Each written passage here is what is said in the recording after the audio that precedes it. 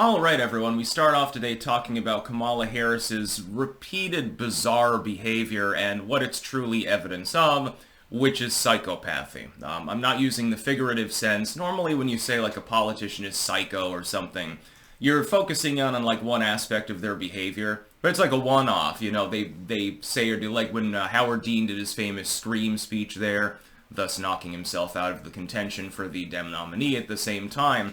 That was not necessarily the most shining moment for my state, although I would note that like most Vermont politicians, Dean wasn't born and raised in Vermont, he was born and raised in New York, if I remember correctly. Many such cases. Bernie Sanders, same thing. He basically went to Vermont to practice law, if I remember correctly. Said, well, you know, I've got a high-class degree here. I can charge more than the small-town lawyers can. He. And made a lot of money doing so. Makes even more money now rambling about climate change more than anything else. I think he headed the DNC for a while there, if I remember correctly. Interesting times. But Kamala Harris has shown a pattern of behavior over a long period of time that shows that she's a psychopath. Habitual narcissistic tendencies, constant lying, like literally every time she speaks. It's entirely vacuous when she does. When she has to speak off the cuff, then she launches off into weird behavior, like she was at the Christian meeting a couple of days ago, and all of a sudden she starts trying to speak like Martin Luther King, like with a flair of Old English. Little bit before that, she's at the bar with the frat boys. What does she do? She says shit, and she waves her beer around and stuff like that. Not many weeks before that, she's at the Black Caucus meeting, I believe it was, something like that, and she starts speaking in Ebonics. Her style changes completely depending on what people she's around. It's a form of projective camouflage, really, for the fact that she's an empty suit. None of these are her real personality. They are, maybe she's got split personality, who fucking knows, maybe she really does consider herself, you know, the collared master, depending on who she's around. It's entirely performative and entirely reactive to the surroundings at the time, almost like a chameleon, you could say. Psychopaths can be very good at doing that. And Kamala being one of them has that same basic skill. The same basic premise applies. It's not just that, though. The average person does not laugh at the kind of things that Kamala apparently finds humorous. There's such a thing as grave humor or dark humor. For instance, you know, you're trying to get under somebody's skin, so you say something terrible. But the idea is it's their reaction that's funny. The subject itself isn't what's funny, their reaction to it is considered humorous. Kamala does not require a reaction from other people to apparently find the idea of bombed children humorous. She doesn't, it's not part of a joke. It is the joke. That's the whole problem. That's not normal behavior. Normally, if you have a kid that likes to torture animals and stuff like that, you try to get them help of some sort. Kamala's parents apparently overlooked this. Then her fans the other day, they're just as batshit sometimes. They took a picture of a dead white woman and superimposed Kamala's face on her to show, yeah, indeed, she worked at McDonald's. That was weird. I don't know, some of her fans are just as weird as she is. I mean, they're supporting a psychopath and don't seem to realize that. It's like their psychopath radar is damaged in some way. You ever meet someone and they're just, you can tell that they're off? The way in which they speak, the things they speak about, maybe they're obsessed with certain topics, and they just seem weird.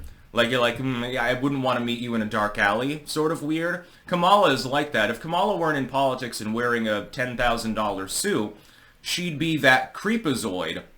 If she were like, you know, if she were in the slums or something, she'd be that creepy heroin chick or something. She'd be the chick that, you know, the dude who's shacking up with her for the night doesn't know whether he's going to wake up in the morning, basically, or whether he's going to have his liver removed. That's Kamala Harris in a nutshell. That's the vibe that she gives me, specifically. It's not like Trump. Oh, he's narcissistic, definitely. He's got an enormous ego. He's got his own proclivities. I don't think that he finds dead many children funny. Doesn't seem to find that amusing. He finds it more amusing to simply insult people on Twitter. Considering the millions of other people that enjoy the same thing, I'd say that's pretty normal, relatively innocuous. Kamala spends the entire campaign sloganeering, and also there's another form of projection that I've noticed. And this is, I mean, this is preaching to the choir, you've noticed it too, but think more deeply about what it entails mentally. Kamala's campaign more than half of the statements that she makes aren't even about herself or about her platform. They're about her opponent. That's basically, it's devolved into literally the TDS platform. Joe Biden, we can't really give credit where credit's due because it's never really due him. He's completely out to lunch. He's got his own mental problems. It's called dementia. He actually did have a platform. You know, multiple planks in the platform, actually spoke about the things he had done and wanted to do. Hillary Clinton did the same thing. She lapsed into TDS quite commonly, especially towards the end of the election. But an attempt was made. It wasn't just sloganeering. There were some facts and figures, and here's XYZ how I'm going to do this. Kamala has never done that once. She hasn't even held a presser. It's been almost 100 days into the campaign. Not a single one. I think she might be the first presidential candidate since televised interviews to actually accomplish this feat. I can't think of another one that didn't hold at least one or two pressers during that period of time. Admittedly, you know, the primaries were already halfway through before Biden decided to drop off the face of the earth and fuck off and let her run. But still, you know, you've had enough time. I'm sure in your busy schedule, even though you're getting 2-for-1 by Trump as far as rally appearances, I think you could probably set aside a couple of hours one afternoon to answer, you know, questions from the legacy media. 90% of them love you anyway, so I don't know why you wouldn't want a nice softball. It's because she can't have a teleprompter because she doesn't know necessarily what questions will be asked. At interviews she does, though. She gets all the questions beforehand. Trump goes in there, shrugs his shoulders, doesn't appear to give a damn. So at this point, he's just having fun. Kamala's not having fun. If I had to guess, I would say that she is, by the way, blissfully unaware of how poorly she's doing. I genuinely don't think that she's quite in the know. The people around her are tacitly sounding alarm bells and grumbling and saying, well, you know, we're not so sure about this. I don't think that she has, as a psychopath, I don't think that she quite understands the situation. I think she's still expecting to be the victor.